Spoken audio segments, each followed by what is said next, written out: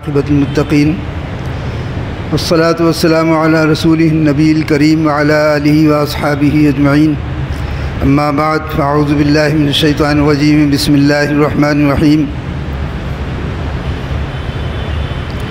وما كان لمؤمن ولا مؤمنة اذا قضى الله ورسوله امرا ان يكون له الخيرة من امرهم ومن يعص الله ورسوله فقد ضل ضلالا مبينا صدق اللہ مولانا العظیم وصدق رسولہ النبی الکریم۔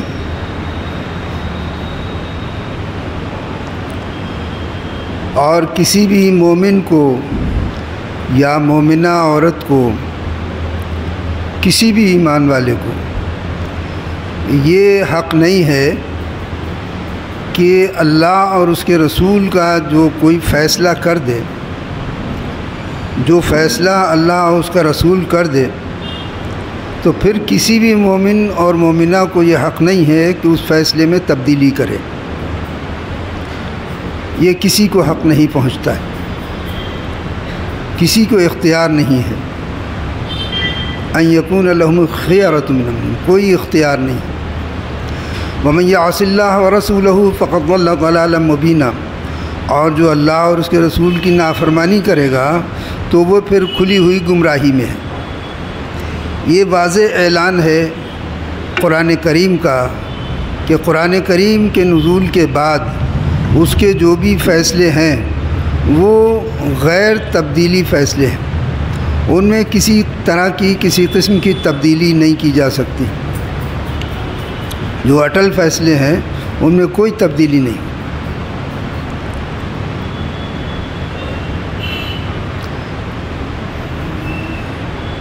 قرآن کریم نے ہمیشہ اختیار دیا ہے کہ اسلام کو مانے یا نہ مانے، دونوں اختیار ہیں، کیونکہ ہر انسان کو مرنا ہے اور آخرت اس کے لیے عدل و انصاف کی جگہ ہے۔ لہذا یہ دنیا تو گزرگاہ ہے، دارالعمل ہے، دارالمحن ہے، یہاں تو انسان عمل کر کے گزر جائے گا، وہ جس طرح بھی عمل کرے گا عمل کر کے گزر جائے گا۔ آخرت میں اس کا نتیجہ اس کو ملے گا اور اسے حاصل ہوگا کہ آخرت میں اس کے ساتھ کیا معاملہ، اس نے دنیا میں کیا کیا تھا اور اب اس کے ساتھ کیا معاملہ ہونا چاہیے۔ اس لیے قرآن کریم نے بالکل واضح طور پہ کسی پہ جبر اختیار نہیں کیا۔ لا اکراہ فی الدین، اسلام کو اختیار کرنے کے لیے، مومن بننے کے لیے، یہ جو لوگ کہتے ہیں کہ صاحب زبردستی بنا لیا اور بہلا پھسلا کے بنا لیا اور مومن بنا لیا اور اسلام قبول کرا لیا، یہ سب واہیات باتیں ہیں۔ اسلام کا تعلق دل سے ہے اور یقین سے ہے اور آخرت پر یقین کرنے سے ہے۔ اگر انسان آخرت پہ یقین نہیں کر رہا ہے اور پیسے کی لالچ میں مان لیجئے کوئی اسلام کو تبدیل کر رہا ہے تو وہ اس کا اسلام کہاں ہوا؟ وہ تو ایمانی نہیں ہے۔ اس نے یقین کہاں کیا؟ اور اللہ پر یقین کہاں کیا؟ رسول پر یقین کہاں کیا؟ قرآن پہ یقین کہاں کیا؟ قیامت پہ یقین کہاں کیا؟ آخرت پہ یقین کہاں کیا؟ اس نے تو کچھ یقین ہی نہیں کیا۔ یقین کیا پیسے پہ اور دنیا کی عیش و عشرت پہ یقین کیا۔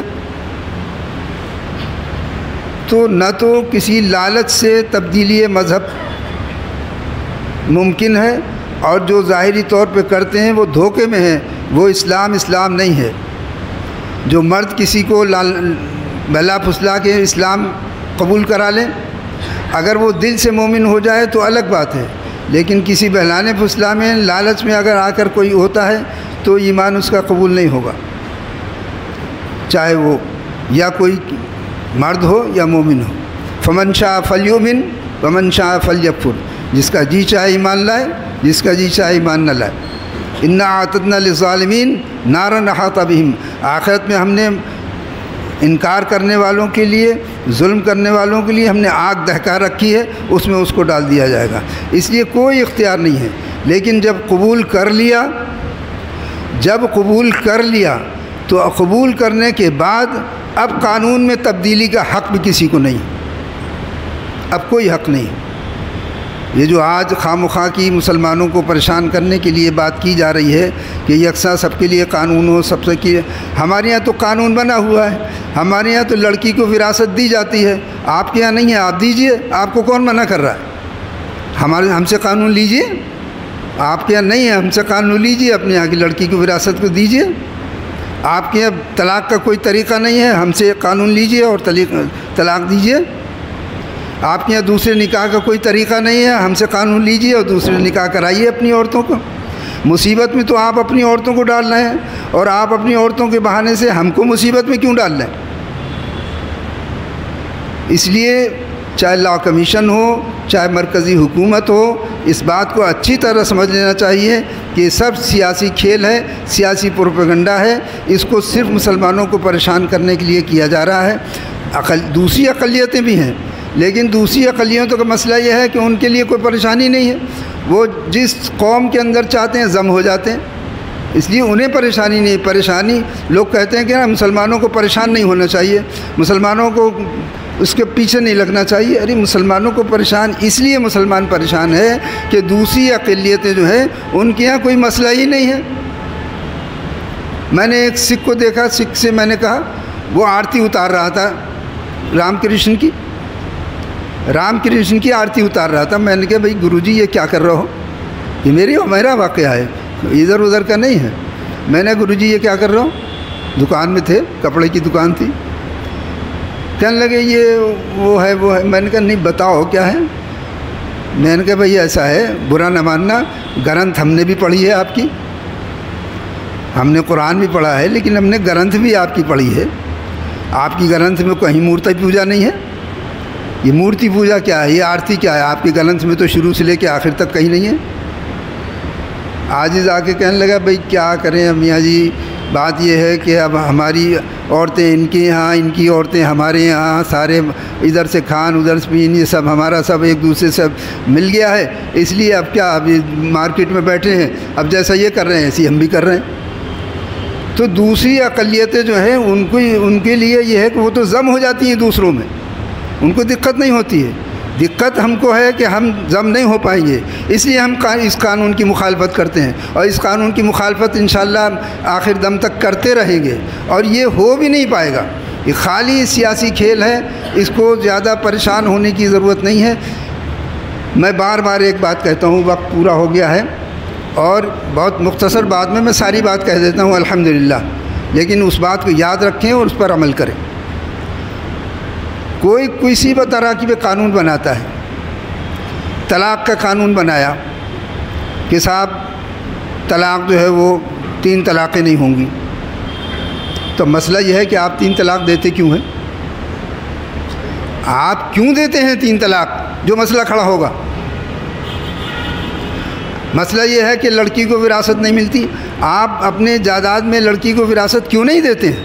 جو مسئلہ کھڑا ہو، جب آپ کی عورتیں عدالت میں جاتی ہیں، اور بعض لوگ جو لالچی ہوتے ہیں، جو شادی کے بعد میں اس کے اوپر ڈنڈ ڈالتے ہیں کہ صاحب یہ ہو جائے وہ ہو جائے، تو یاد رکھیے حضور اکرم صلی اللہ علیہ وسلم نے ارشاد فرمایا کہ جس طرح شادی سے پہلے لڑکی کے ذمہ دار اس کے والدین اور اس کے وارثین ہوتے ہیں، اگر خدا نخواستہ طلاق ہو جائے تو اس کے بعد بھی اس کے وارثین جو ہیں اس کے ذمہ دار ہوں گے۔ لڑکی کو ایک حصہ تھوڑی دیا جاتا ہے، طلاق ہو گئی تو ٹھیک ہے، آپ اپنی جائیداد میں حصہ دیجئے، بھائی کی اس میں حصہ ہوتا ہے، باپ کی اس میں حصہ ہوتا ہے، شوہر کی طرف سے اسے مہر ملتا ہے، شوہر کی جائیداد میں حصہ ہوتا ہے، 4 جگہ اس کے حصے ہوتے ہیں، تو عورت کو تو بہت حصے ملتے ہیں، کوئی دقت کی بات نہیں ہے اگر انصاف کے ساتھ آپ عورت کو دیں گے۔ تو خرابی ہماری ہے، غلطی ہماری ہے، قانون بنا رہے ان سے کہو کہ قانون بنا رہے بنا لو، رکھ لو اپنے پاس قانون بنا کے، ہمیں پریشانی ہوگی، ہم قرآن کا قانون مانیں گے اور تہ دل سے اس پر عمل کریں گے، بات ختم ہو گئی۔ اس لیے کوئی دقت کی بات نہیں ہے، کوئی پریشانی کی بات نہیں ہے، لیکن بہرحال احتجاج ہمیں کرنا چاہیے اور ہم احتجاج کرتے رہیں گے، اس لیے کہ حکومت صرف ایک کی نہیں ہے، یہ ہندوستان ہے، جمہوریت ہے، یہاں حکومت میں برابر کے حصے دار ہم بھی ہیں۔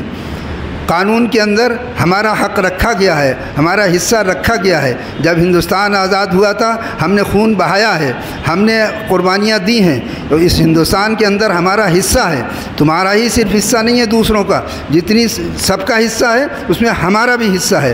ہماری کٹنگ کر کے آپ چاہیں کہ صاحب ہندوستان ہمارا ہے ہمارا ہے تو کہتے رہیے، گیت گاتے رہیے، ہندوستان سب کا ہے اور سب کا رہے گا انشاءاللہ العزیز۔